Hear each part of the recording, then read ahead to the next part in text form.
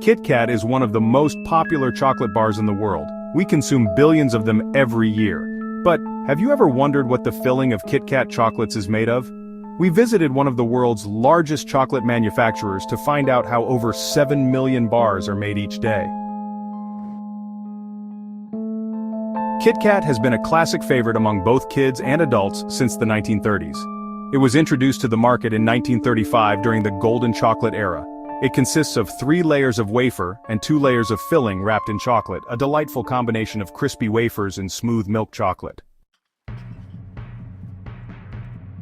In the 1930s, chocolate prices dropped enough to become affordable for 90% of the population.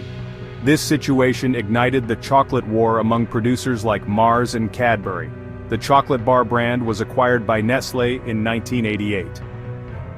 In the UK, one of Nestle's factories in York is responsible for producing over 7 million chocolate bars per day. In the UK alone, 1 billion bars are consumed each year, averaging around 1,900 chocolate bars consumed every minute. The factory is strategically organized in a way that all steps of the supply chain are located close to each other, except for cocoa trees and their harvesting. These factories receive large tons of cocoa and process the beans.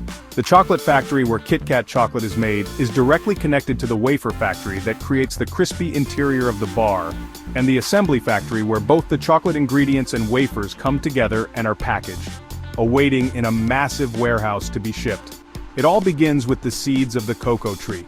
The cocoa beans mostly come from West Africa, where harvesting takes place in March. The cocoa beans are sun-dried for about 7 days, and then shipped directly to the production site in York.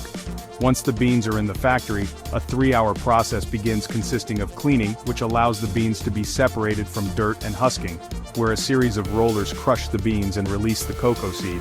The transformation of the bitter beans into chocolate starts when they are thrown into a machine that vibrates the beans to break the husk and expose the fatty interior of the seed.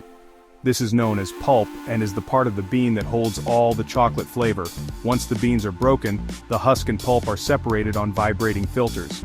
The longer and lighter husks remain on top of the filter and are removed while the smaller and heavier pulps fall down. To bring out the flavor of the pulp, it is roasted in a giant roaster similar to the one used for coffee. The exact time and temperature of roasting are the best-kept secrets of chocolate manufacturers because controlling these 2 variables means controlling the taste.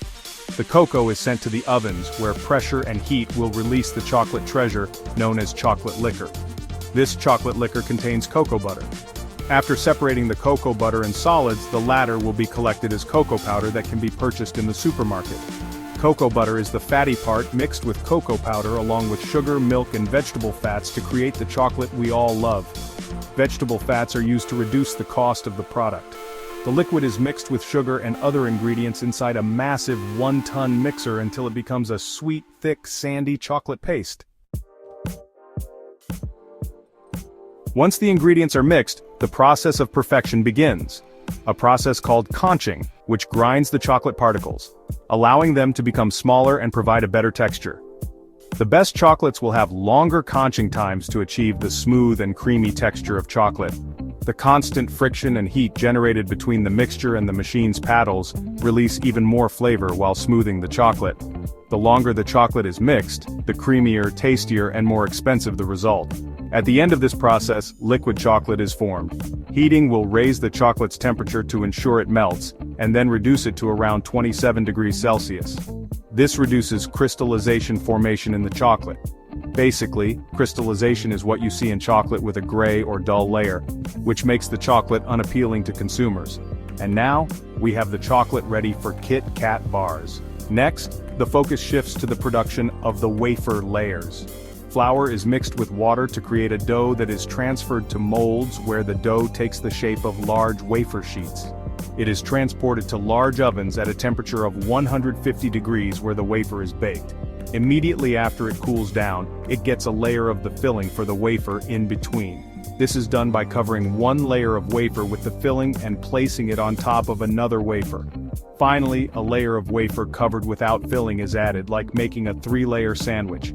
And now, the secret of the filling is about to be revealed. To resemble a long and slim bar, the filling of a KitKat wafer is made from cocoa liquor and a small amount of crushed KitKat. Rejected KitKat bars are crushed into a paste, which is then used to fill the wafers of other KitKats. After 16 hours of mixing, this chocolate is ready to become chocolate bars. The machine fills 336 molds per minute or over 200,000 chocolate bars per day. The chocolate is pumped into molds to create the exterior of the KitKat. The wafers are deposited inside the mold, and a final layer of chocolate covers them. In a cool environment, the bar is separated from the molds.